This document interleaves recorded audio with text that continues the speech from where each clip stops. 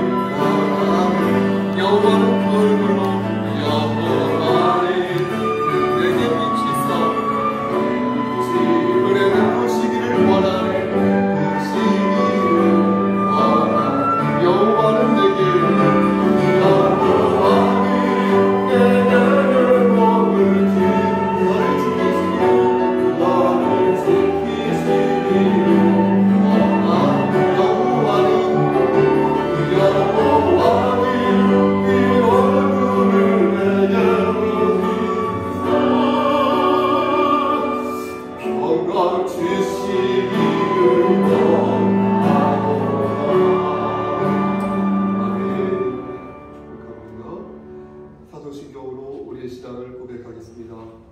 전능하사 천지를 만드신 하나님 아버지를 내가 믿사오며 그 외아들 우리 주 예수 그리스도를 믿사오니 이는 성령으로 잉태하사 동정녀 마리아에게 나시고 본디오 빌라도에게 고난을 받으사 십자가에 못 박혀 죽으시고 장사한 지 사흘 만에 죽은 자 가운데서 다시 살아나시며 하늘에 오르사 전능하신 하나님 편에 앉아 계시다가 저리로서 산자와 죽은 자를 심판하러 오시리라.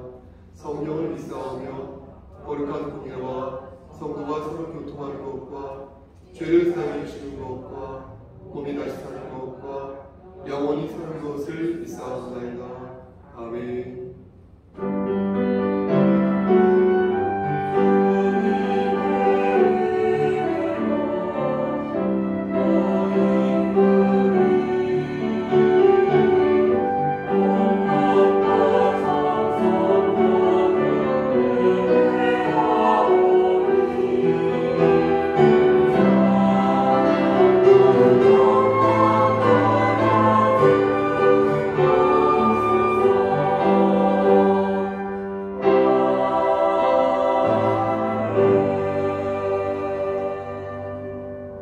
예수께서 이르시되 나는 부활이요 생명이니 나를 믿는 자는 죽어도 살겠고 무릇 살아서 나를 믿는 자는 영원히 죽지 아니하리니 이것을 내가 믿느냐.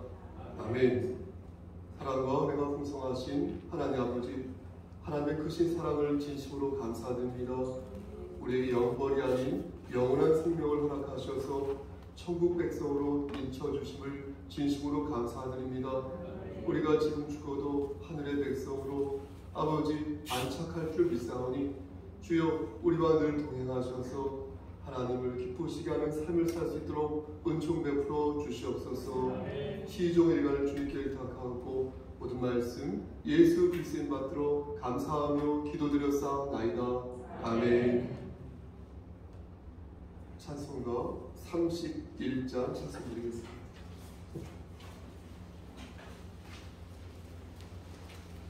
31장.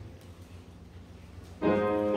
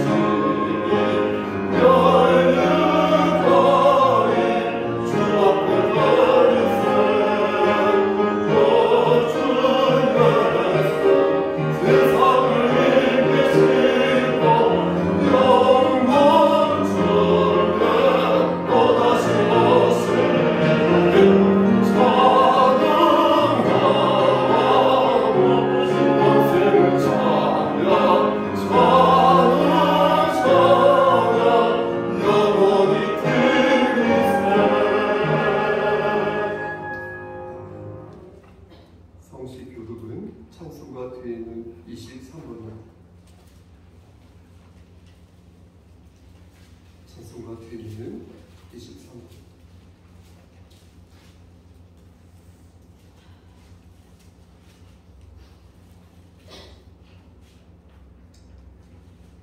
보시면 에어컨 뒤에 저것도 마저 피셔도 괜찮습니다. 하나님이여 나를 판단하시되 경건하지 아니한 나라에 대하여 내 송사를 변호하시며 주는 나의 힘이 되신 하나님이시거늘 어찌하여 나를 버리셨나이까? 내가 어찌하여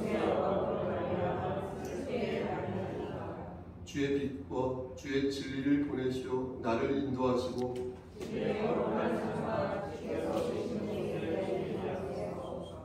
그런즉 내가 하나님의 제단에 나아가 나의 큰 기쁨에 하나님께 이르리이다.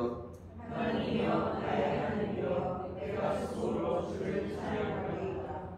내 영혼아 내가 어찌하여 낙심하며 어찌하여 내 속에서 불안해하는가? 너는 하나님께서 말하라. 그가 나타나고 싶어 말미암아 내 하나님을 영원히 찬송하리로다. 아멘. 찬송가 뒤를 보시면 십계명이 있습니다. 천천히 이 십계명을 함께 낭독하겠습니다. 제1은 시작. 제1은 너는 나 외에는 다른 신들을 예배하지 말라. 제2는 너를 위하여 새긴 우상을 만들지 말라.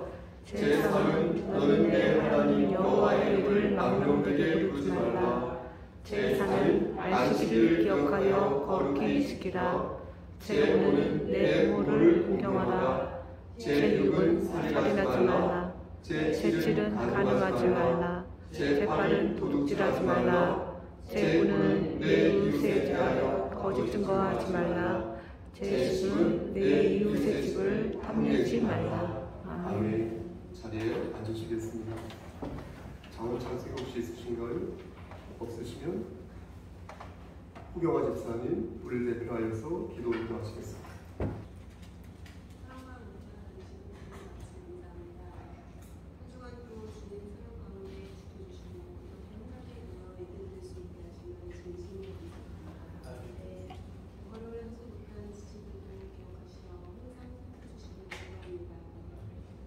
저희들은 한없이 연약한 존재이고 넘어지기도 있습니다.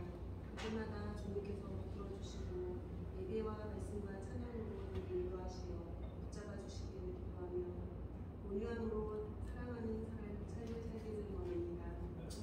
우리의 가난한 마음과 겸손한 마음으로 작은 마음을 기뻐하고 부드러운 눈물을 간구하며 예수님의 십자가 때문에 설 수 있고 긍휼히 여길 수 있고 용서할 수 있으며 진정한 마음의 쉼과 평안을 누릴 수 있도록 간절히 기도줍니다.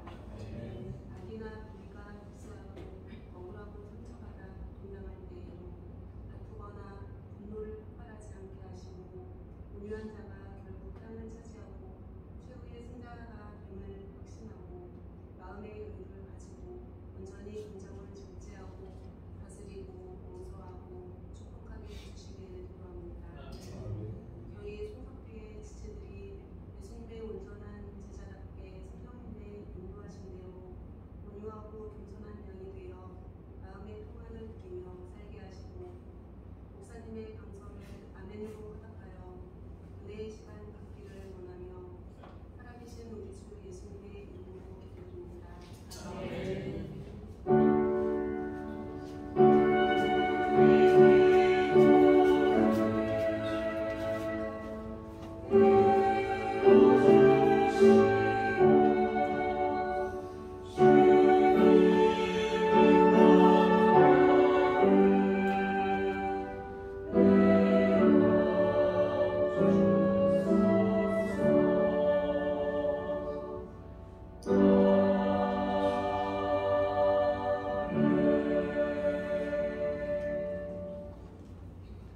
찬송가 90장을 부르면서 준비한 예물을 하나님께 바치겠습니다.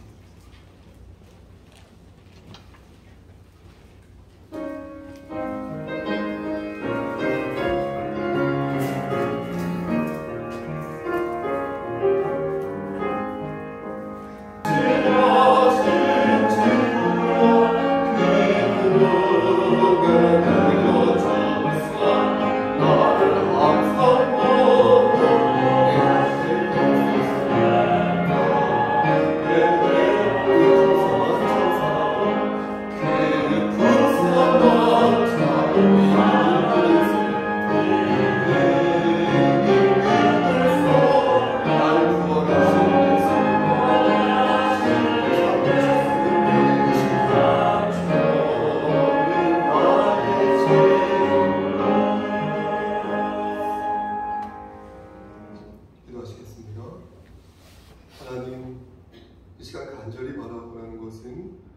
도경화 집사님을 위해 기도합니다. 하나님께서 함께하시고 인도하시사 그에게 복의 복을 더하여 주시고 영육의 강건함을 허락하셔서 하나님 집사로서의 사명을 잘 감당하고 하나님의 자녀로서 천국 백성으로 사명을 잘 감당할 수 있도록 주여 은총 베풀어 주시옵소서. 이 땅에 살아갈 때에도 아름다운 지위를 허락하여 주시고 머리가 될진데 꼬리가 되지 아니하도록 하시며 그를 분노케 하는 여러 가지 요소들이 있다 하더라도 말씀으로 그것을 극복하고 이겨내어 승리할 수 있도록 은총 베풀어 주시옵소서. 하나님, 우리 예빈이 그리고 예린을 위해서도 기도합니다. 하나님, 그에게 솔로몬의 지혜를 주시고 아브라함의 믿음을 허락하셔서 하나님 말씀 안에서 아름답게 성장하는 귀한 딸들 될 수 있도록 도와주시옵소서. 하나님과의 인격적인 만남, 그 관계 속에서 자신의 삶, 자신의 믿음을 돌아볼 수 있도록 하시고 포기하지 않고 하나님 말씀을 붙잡고 나날이 성장해가는 귀한 딸들 될 수 있도록 주여 은혜를 베풀어 주시옵소서. 우리 예원이에게도 함께 하시고 인도하시사 그의 앞날을 지켜주시고 하는 모든 일들이 주 안에서 형통할 수 있도록 주여 은총 베풀어 주시옵소서. 하나님, 심신을 약한 우리의 지체들 위해 기도합니다. 여호와 라파 되신 하나님께서 찾아가 주셔서 그들을 치료하여 주시고 하나님, 정말로 죽은 나사로도 살리신 하나님의 그 신능력으로 저들의 영육의 강건함을 지켜 주시옵소서. 모든 것을 주님께 의탁하고 예수 그리스도의 이름 받들어 감사하며 기도드렸사옵나이다. 아멘.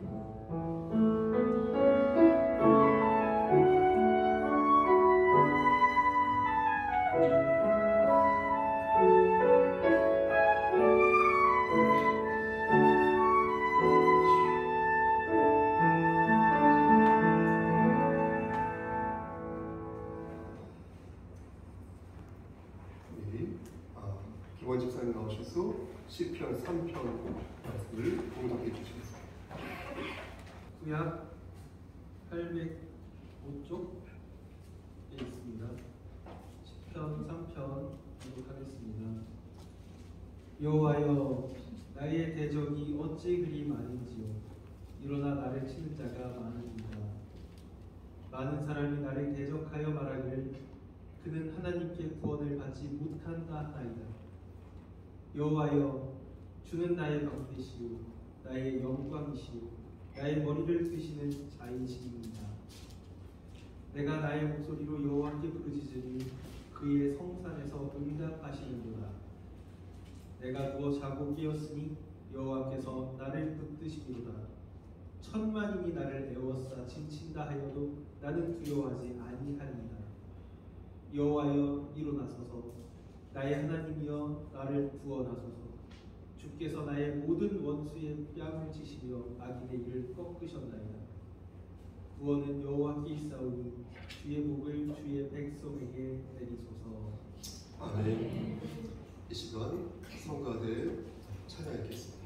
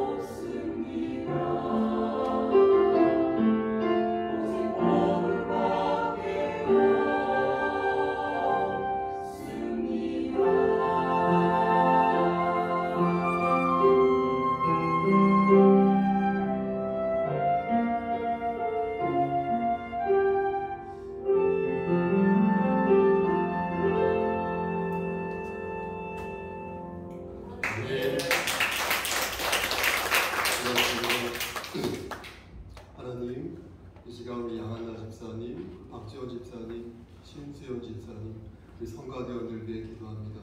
하나님께서 함께 하시사 복의 복을 더하여 주시고 하늘의 상급을 내려 주시옵소서.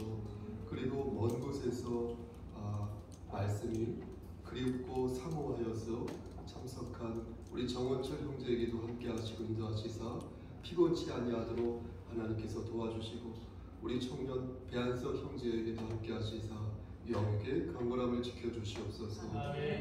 우리 서가연 학생에게도 함께 하시사 가지고 있는 하나님께서 주신 그 은사를 잘 발휘할 수 있도록 은총 베풀어 주시옵소서.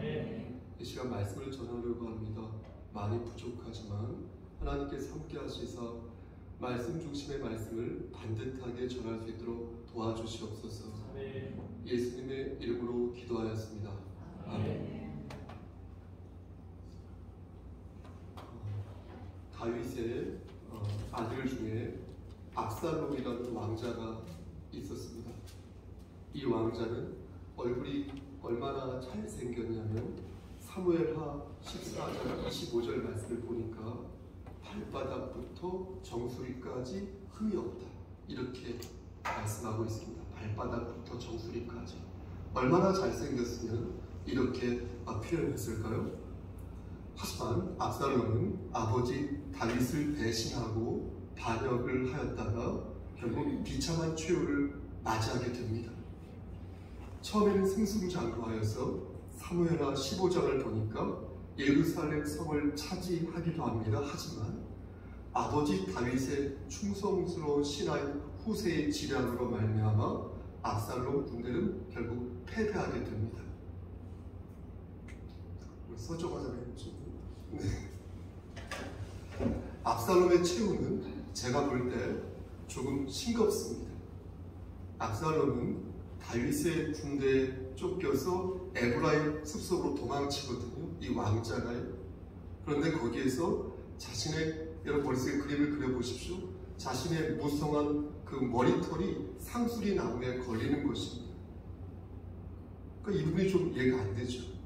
그렇죠? 얼핏 생각해보면. 그런데 얼마나 머리털이 무성하길래 상수리 나무에 걸릴 정도였을까 싶어서 말씀을 찾아보니 사무엘하 14장 26절 말씀을 보니까 압살롬의 머리털이 무거움으로 연말마다 1년에 한 번씩 깎았는데요. 그 머리털을 깎을 때 그것을 달아본지 그의 머리털이 왕의 저울로 200세겔이었다라고 말씀합니다. 200세겔이면 제가 잘 몰라서 자료를 찾아보니까 약 2.3kg 정도 된다고 합니다. 그러니까 일반 사람이, 그렇죠? 맞죠? 일반 사람이 1년에 한 500g 정도 머리를 이렇게 자르지 않습니까? 길러서 잘라내지 않습니까? 그러니까 2.3kg면 거의 4.5배 정도 되겠죠? 그러니까 아주 머리숱이 많고 또 머리가 길었다는 것을 알 수 있습니다. 바꿔 말씀드리면 그의 머리칼은 그의 멋진 용모의 한 축을 이뤘던 것입니다. 그런데 아이러니하게도 그 자랑스러운 머리칼로, 그 사랑스러운 머리칼로 인하여서 압살롬은 죽을 위기에 직면하게 된 것입니다. 한 군사가요, 상수리 나무에 이 머리털이 걸린 이 압살롬을 보았고요. 그래서 요압에게, 군대장관 요압에게 이 사실을 알리자 군대장관 요압은 그 군사에게 뭐라고 말하냐면, 야 빨리 압살롬을 죽여, 이렇게 말을 합니다. 그러면 내가 너에게 은 10개와 띠 하나를 주겠다. 훈장 같은 건데요, 실제 은이 아니라 그런 것을 주겠다고 말을 하자 그 군사는 말하기를, 내가 은 1000개를 받는다고 해도 다윗 왕이 압살롬을 죽이란 말을 하지 않았기 때문에, 죽이면 안 된다고 말하였기 때문에 그 명령을 받자가 절대 내가 압살롬을 죽이지 않겠습니다 라고 말합니다. 그러자 요압은 사무엘하 18장 44절에서 나는 너와 같이 지체할 수 없다 라고 말하면서 어떻게 합니까? 압살롬의 심장을 칼로 찔러 죽입니다. 왕은 분명 아들 압살롬을 죽이지 말라고 말하였는데 군대장관 요압은 왕의 명령을 거역하였던 것입니다. 아마도 싹을 잘라버려야 후환을 제거할 수 있다는 생각 때문에 그런 것 같습니다. 하지만 이것은 동시에 요압이 사실은 이스라엘 왕국 내에서 다윗 못지 않게 권력이 있었다 없었다? 있었다. 매우 컸다라는 것을 보여주는 것입니다. 요압은 보십시오 여러분, 잘 들어보십시오. 다윗이 밧세바를 취하려고 할 때, 다윗 왕이 밧세바를 취하려고 할 때 다윗의 음모에 동조하여 밧세바의 남편 우리아를 전쟁터로 보냈던 사람이었습니다. 장본인이었습니다. 요압이요. 다윗에게 충성을 다하는 신하였지만 도가 지나쳐서 결국 다윗의 명령을 어기기까지 했다는 것입니다. 이로 인하여서 다윗은 요압의 지위를 박탈하고 대신 아마사를 등용하였는데 황당한 것은 뭔지 아십니까? 요압이 이 아마사를 죽이고 다시 군대장관이 됐다는 것입니다. 얼마만큼 힘이 셌어요. 요압의 반기는 다윗의 말년에도 계속됩니다. 요압은 다윗이 인구조사를 하겠다고 했을 때 그때는 신앙으로 그것에 이의를 제기하고 혹은 불만을 제기하고 고의로 레위 지파와 베냐민 지파를 계수하지 않습니다. 세지 않습니다. 요압이요. 또 후계자 문제로 마차를 빚으면서 요압은 솔로몬이 아닌 아도니아를 지지합니다. 이에 다윗은 어떻게 합니까? 솔로몬에게 유언하여 말하기를 요압을 징계하라 이렇게 당부하고, 실제 솔로몬은 왕이 된 후에 무죄한 사람들의 피를 흘린 죄값을 물어서 요압을 죽입니다. 어쨌든 오늘 본문으로 다시 돌아갔어요.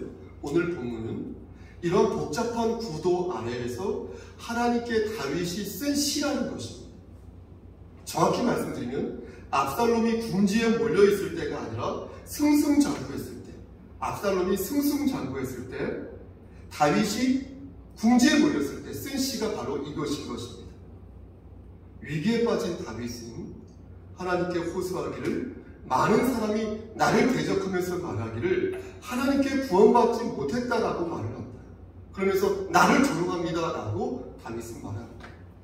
자신을 따르는 사람은 하나도 없는데 내 아들 압살롬을 따르는 그런 무리는 정말로 많다고 말을 하면서 나를 치는 자가 너무도 많으니 제발 좀 나 좀 도와달라고 하나님께 간청합니다. 당시 다윗은 어떤 신세였습니까? 도망다니는 신세였기에 그런 모습을 본 이스라엘 백성들이 어떻게 생각했겠습니까? 얼치기로 생각했겠죠. 그렇죠? 아들에게 쫓겨서 도망다니니까 얼마나 우습게 생각했겠습니까? 그래서 다윗을 버림받은 왕이라고 생각했어요. 그렇게 백성들은 말하였던 것입니다.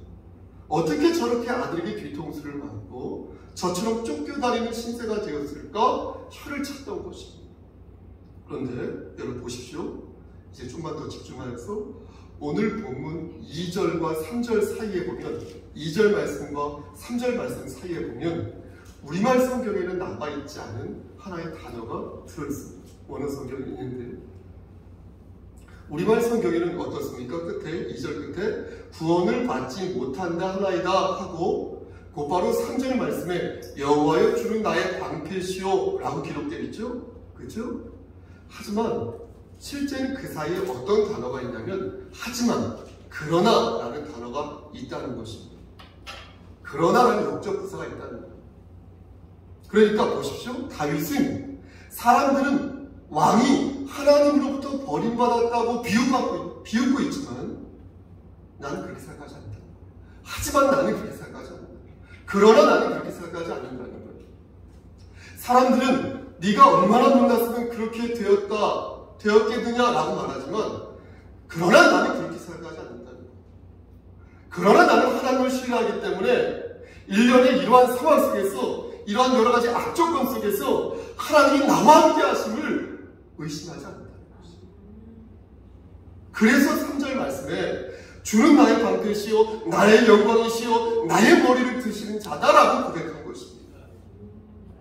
여러분 보십시오. 다윗이 이런 확신을 가질 수 있었던 이유가 무엇이라고 생각하십니까? 여러분 생각하시면서 들어보십시오. 다윗이 이렇게 급박하고 열악한 환경 속에서도 자신을 포위한 상황을 두려워하지 아니하였던 이유가 뭐라고 생각하십니까? 그간 다윗이 보여주었던 공로 때문이었을까요? 아니면 그간 다윗이 보여주었던 인격적이고 도덕적이고 꽤 괜찮은 모습 때문이었을까요? 아니면 그간 다윗이 보여주었던 그 리더십과 출중한 그 몸이가 공감 능력과 통치 능력, 그것 때문에 그런 것이었습니까? 그렇지 않아요. 잘 들으십니다. 저는 앞에서 요압 장군을 언급하면서 다윗이 어떤 잘못을 하였는지, 다윗이 어떻게 이렇게 부하를 소홀히 대하였고, 다윗이 어떻게 인격적으로 죄송합니다 후진 모습을 보였는지, 다윗이 어떻게 그의 아들을 제대로 관리하지 못하였는지 말씀드렸습니다. 우리아의 아내 바세바를 강간하였고 우리 아을 사지로 몰아세웠습니다. 왕자들의 분란을 방치하였고 군대 장관 요압에게 휘둘러졌어요. 혹은 그의 충심을 받아들이지 못했어요. 그런 패착을 범하고 말한다. 이것을 말씀드렸습니다. 그렇게 40년간 이스라엘을 통치하다가 솔로몬에게 왕위를 물려주고 71세 71살에 운명하였습니다. 이모저모로 볼 때 다윗은 인격적으로나 실력 면에서나 또 아비로서 모범을 보이지 못했습니다. 그럼에도 불구하고 다윗이 하나님 앞에서 확신을 가질 수 있었던 이유는 자신의 능력을 믿어서가 아니라 하나님의 임재를 믿어서 그리하였다는 것입니다.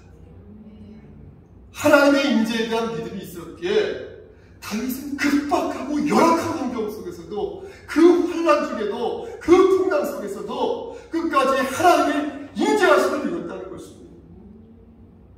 그러므로 중요한 것은 무엇입니까? 여러분, 중요한 것은 무엇입니까?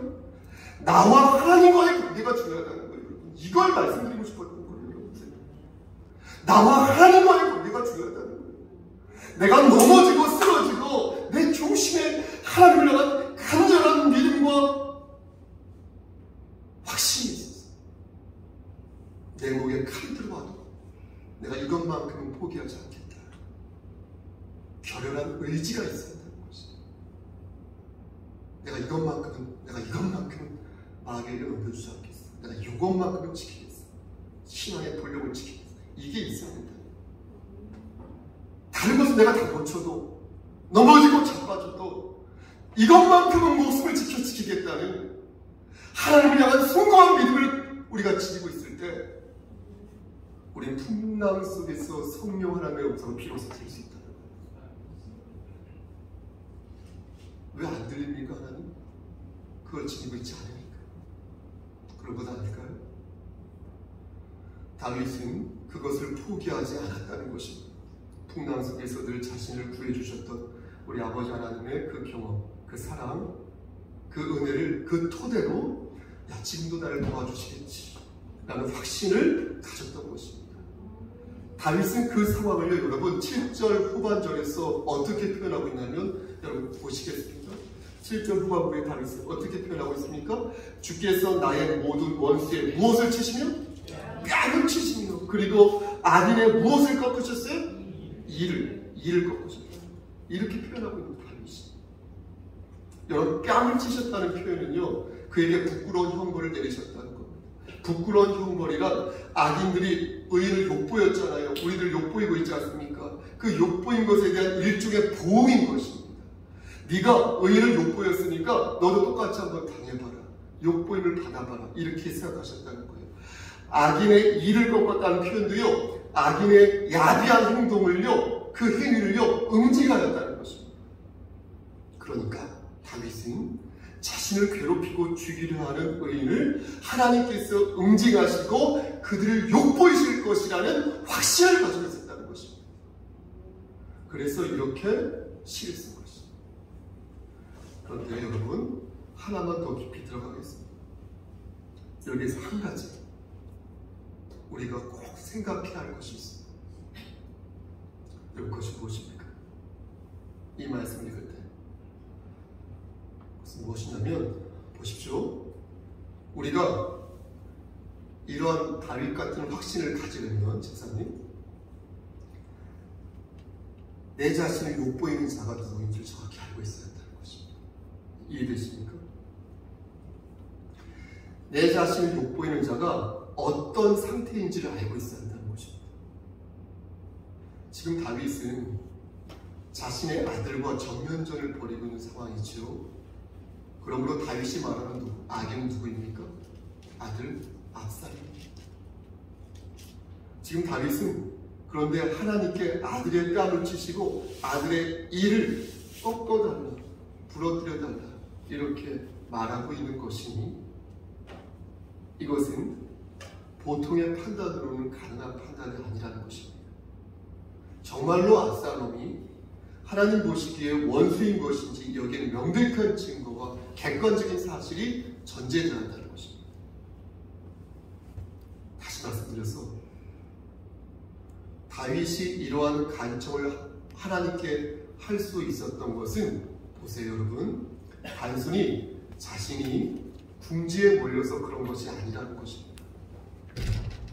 정말로요 보세요 정말로요 압살롬이요 하나님을 경외하지 않고요 하나님을 등지는 삶을 살았다는 객관적인 판단 안에서 다윗은 이러한 간청을 할 수 있었다는 것입니다.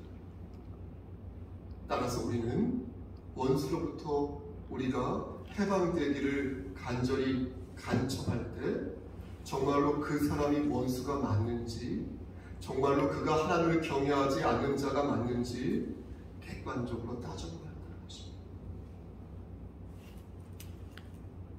알고 보니까 그 사람이 원수가 아니라 내가 원수일 수도 있다는 것입니다. 알고 보니까 그 사람이나 내가 모두 하나님을 경외하여 사실은 원수가 아닌데 서로가 서로에게 원수라고 말하고 있을 수도 있다는 것입니다. 이런 식의 여러 상황을 객관적으로 고려하여 하나님께 간청해야 하는 것이지 내 중심으로 원수를 축출해 주십시오 라고 말하는 것은 내 개인의 경험에 지나지 않는다는 것입니다. 그래서 여기에도 하나님과 나와의 관계가 중요하다는 것입니다. 여러분 잘 생각해 보세요. 제 말씀을. 그러니까 다른 사람을 탓할 것 없이 누구를 탓할 것 없이 남편, 아내, 목사님, 성도, 형제자매 누구를 탓할 것 없이 나와 하나님과의 관계를 정조준할 때 지금 내 모습을 정확하게 파악할 수 있다는 것입니다. 그리고 그 위에서 상대방 또한 정확하게 바라볼 수 있다는 것입니다. 다윗은 마지막으로 고백하기를 8절 말씀 보시겠습니까? 8절 말씀에서 어떻게 고백을 합니까? 구원은 누구에게 있사오니? 여호와께 있사오니 주의 복을 주의 백성에게 내리소서 이렇게 고백합니다. 여러분 이것 또한 주의 백성이라는 전제가 있는 것이에요. 주의 백성이 아닌데 구원을 달라고 말하고 하나님을 등지고 하나님의 말씀을 귀등으로 들으면서 하나님께 복을 달라고 말하면 그것 안 되는 것 아닐까요? 다윗은 자신뿐만 아니라 자신의 백성들에게도 하나님께서 복을 그런데 주실 것을 강구했다는 것입니다. 비록 자신을 대신하고 아들 압살롬을 따라서 갔지만 그런 백성들에게도 하나님 은혜를 내려주십시오. 하나님 그런 백성들에게도 복을 주십시오. 나를 치고 내 일을 부러뜨리고 간 그들에게도 하나님 복의 복을 주십시오 라고 간구하였던 것은 그만큼 다윗이 가지고 있었던 그릇이 분량은 작지 않고 매우 컸다는 것을 알 수 있는 것입니다. 말씀 맞습니다. 여러분, 사랑하는 성도 여러분, 다윗은 고난에 직면했을 때 하나님을 찾았습니다. 그리고 실제 하나님께서는 다윗의 기도를 들어주셨습니다. 그렇죠? 다윗이 위기에 처했을 때 그를 건져내주셨고 다윗이 심란함에 빠져서 우왕좌왕할 때 말씀으로 그가 가야 할 방향을 일러주셨습니다. 하지만 그는 71살에 돌아가셨어요. 소천하였어요. 죽었어요. 하나님이 그와 함께 하셨고 하나님이 그의 기도를 들어주셨지만 우리 다윗은 71살에 운명하였어요. 저는 이러한 구도에서 하나님이 주시는 교훈을 발견합니다. 예수를 그리스도로 영접하는 그리스도인은 고난에 직면했을 때 하나님을 찾아야 합니다. 그리고 그 과정에서 내가 정말로 하나님의 자녀인지 그리고 나를 대적하는 저들이 정말로 하나님을 등진 사람인지 객관적으로 볼 줄 알아야 합니다. 그래서 이 전쟁이 싸울 만한 전쟁이라면 그리스도인은 하나님께 자비와 공의를 구해야 합니다. 환난과 고통 속에서 성령 하나님께서 주시는 죄의 깨달음과 회개에 합당한 열매를 간구해야 합니다. 그리고 우리가 함께 바라봐야 할 그 숭고한 가치를 다시 마음에 새겨야 합니다. 영원하지 않은 이 땅의 것에 과도하게 연연하지 말고 하늘에 신령한 것에 우리의 관심을, 우리의 초점을 맞춰야 합니다. 보십시오. 많은 사람들이 그리스도인 중에도 많은 성도들이 이해 득실에 따라 움직입니다. 그런 목사들도 많이 있어요. 저도 마찬가지예요. 저라고 안 그러겠습니다.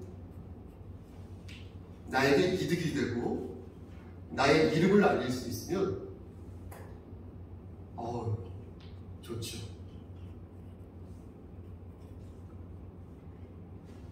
그리고 하나님을 잘 섬기고 싶습니다. 하지만 이해 득실과 멀어지면 하나님과도 점점 멀어지려고 하는 마음이 생깁니다.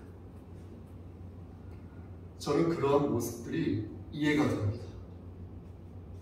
왜냐하면 인간은 존재론적으로 자신의 이익을 추구하며 그것을 행복이라고 여기기 때문입니다. 하지만 이해 득실에 머무는 신앙생활은 하나님의 숭고한 사랑을 발견할 수 없습니다. 십자가의 사랑도 내가 받은 것만 생각하여서 그것을 사람들과 나눌 생각을 하지 않습니다. 그러하기에 그런 사람은 숭고한 믿음으로 확장되지 못합니다. 우리는 모두 말씀드린 것처럼 이해 득실을 따지며 신앙생활을 하고 있습니다. 칭찬해주면 좋고요.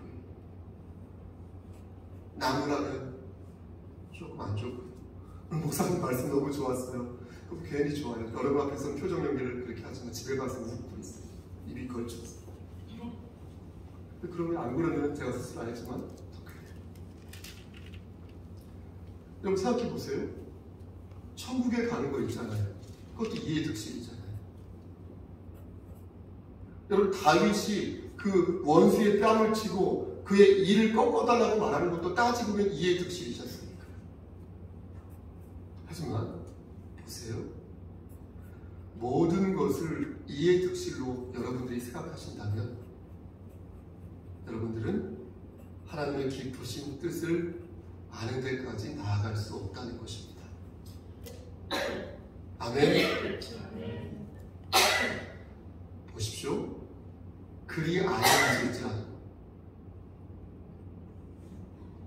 하나님의 뜻을 받겠다는 믿음으로 나의 주권이 아니라 하나님의 주권을 생각할 때 우리는 비로소 이해득실을 넘어 숭고한 신념을 지닌 성숙한 그리스도인으로 거듭날 수 있다는 것입니다. 사랑하는 성도 여러분, 그러므로 저는 오늘 말씀을 들어 여러분들에게 이렇게 권면하는 것입니다. 첫째, 풍랑 속에 있다면, 환난 중에 있다면 그간 여러분들을 지켜주신 여호와 하나님을 찾으시라. 둘째, 그 속에서 여러분 자신을 객관적으로 바라보시고 내가 정말 원수인지 아니면 하나님의 자녀인지 살펴보시라. 셋째, 이해득실의 관계를 넘어 하나님의 주권 아래서 하나님의 깊으신 경륜과 섭리를 바라는 성숙한 그리스도인이 되시라. 그래야 고난을 극복하여 주 안에서 여러분 승리하시라. 이렇게 말씀드리며 한 주간 동안 그리스도 예수 안에서 이 말씀을 간직하시기를 저 좀 보시고요. 주님의 이름 받들어 간절히 축원합니다. 아멘. 기도하십니다. 하나님 좁은 입으로 하나님 말씀을 대언하였습니다. 하나님과의 인격적인 교감 속에서 하나님을 바라보며 나를 객관적으로 바라보고 상대를 넉넉하게 바라보므로 인하여 합력하여 선을 이루는 우리 모두가 될 수 있도록 주여 은총 베풀어 주시옵소서. 예수 그리스도의 받들어 감사하며 기도드렸사옵나이다. 아멘.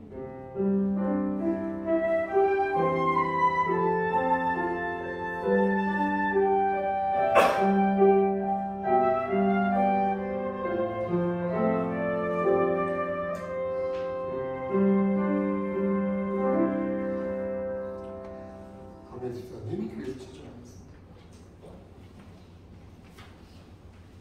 교회 소식 전해드리겠습니다. 주보드리네와 함께 보도록 하겠습니다. 교회 소식 첫 번째, 6월과 7월에는 특별한 교회 일정이 없습니다. 하나님을 찬양하고 기도에 매진하며 예배드림을 기쁨으로 여기는 우리 교회가 되었으면 좋겠습니다.